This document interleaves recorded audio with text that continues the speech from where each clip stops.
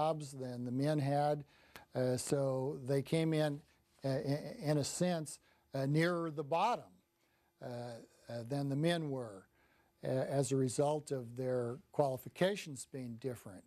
Now, that worked in the direction of showing less equal distribution of income as a result.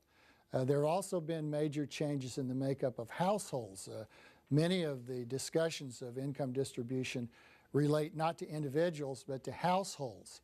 But we need to remember that a household is not the same. In fact, when the government developed a massive payment system for low-income people, many unmarried women became clients of this system. But every time an unmarried woman with a baby goes on welfare, she becomes a household. At the same time, some other household may consist of 5 or 6 people, all of them working in the labor market, and perhaps people of high educations and considerable job skills. And yet we're comparing these two households with regard to the income they earn. It has the potential for being extremely misleading, and to some extent the widening of income disparities in recent decades is spurious. It's an artifact of the way the data are collected and an artifact of flaws in the data themselves. Now, that doesn't mean that there hasn't been such a widening. There may have been. It just means that there's a considerable uncertainty about how much there's been, when it took place, and why it took place. There's a lot of study of this, and it's difficult to summarize all the studies. Now, your third question as to what I would do about this, the short answer is I would do nothing. These data on the distribution of income fall in the class where I put the kind of data that the world would be better off without. And the reason is that once these data exist, they become grist for the mill of the income equalizers who want to use the power of government for this equalization. I don't want the government undertaking the task of equalizing income. I don't think it's other people's business how much income I have or you have or anybody has. If I have low income and someone wants to assist me, I may be willing to accept that assistance. But to use the gun, the government's power of coercion and violence to threaten people in order to get income, which is then handed over to other people, even for the purpose of equalizing the distribution of income, I think is extremely dangerous at best.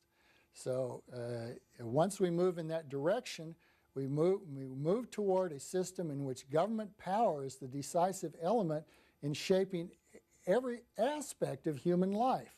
And we shouldn't go there. It's taking us toward a house of horrors every time we give the government more power.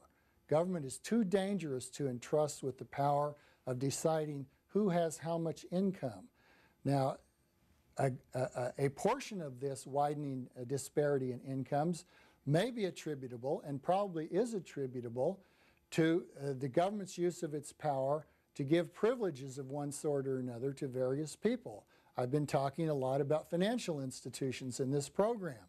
Certainly, the government has been a good friend of big financial institutions.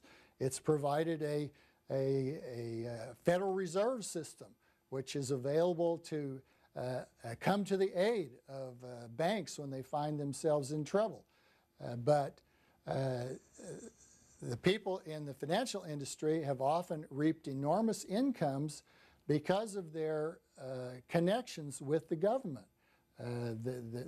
Not only direct connections, but indirect connections.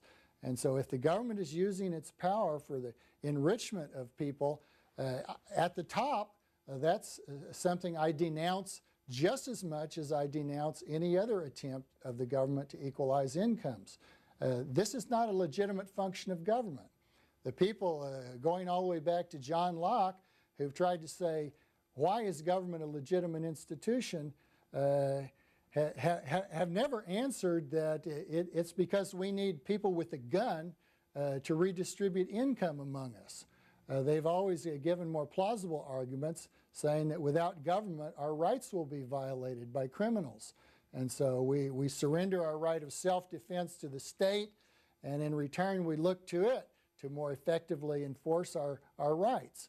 But we've long since passed beyond Lockean justifications for government, and we now find ourselves not only in this country but throughout the world in a situation where government brazenly undertakes to say who deserves to have how much, and at the same time it engages in the fraud of purporting to use its powers for the little guy, to purporting to say we have all of these arrangements and payments and benefits available to help the poor, but not revealing in the same way how much of the government actually works to protect the rich and the better off people.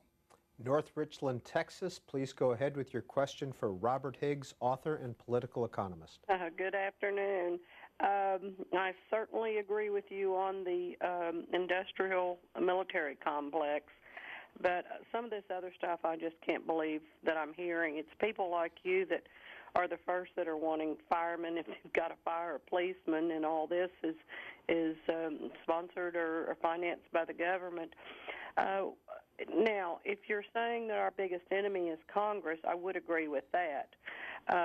Where were the antitrust laws? And the lobbyist in the last 9 years has tripled to over 3,000 lobbyists. CEO pay has gone from about 50% of their employees to their workers to way over 300%. You know, always blaming the workers and the poor just doesn't get it. What has happened is our fault as citizens for letting this happen and not paying attention. But there has been wrongs, there are wrongs, and it needs to be corrected. Well, I'd like to correct your idea that I'm blaming the poor. That's almost the exact opposite of what I've been saying. Poor people don't run governments. Never did for long, and probably never will. Governments are routinely captured by people who have knowledge, money, connections. They're the people who are best placed to seize government power or to influence the power that is exercised by government, whoever the officials happen to be themselves. So I'm not blaming the poor as such. The poor are culpable to the extent that they have supported the growth of government power, even though it has been contrary to their own interests in a great many ways. So this is not so much a matter of blaming the poor or the rich. My discussions are about what happens when government gets more power. What are the consequences of that? How does it come about? And the questions that have to do with things like how much the executives of corporations earn relative to the production workers should never, ever be subjects of government decision-making or law-making in the first place. It's none of the government's business how a corporation runs its affairs. These ought to be private entities. If corporations enjoy government privilege, that's another question, because no one should receive privileges from government. If government undertakes any action, it ought to follow the rule of law, which is to say it ought to treat every person in the same way. No one should be treated as if that person has rights superior to other persons. So for some reason, when I speak, many people get the impression that somehow I'm here to speak for the rich, or I've been accused on this program of being a fascist or upholding a fascist position. Nothing could be further from the truth.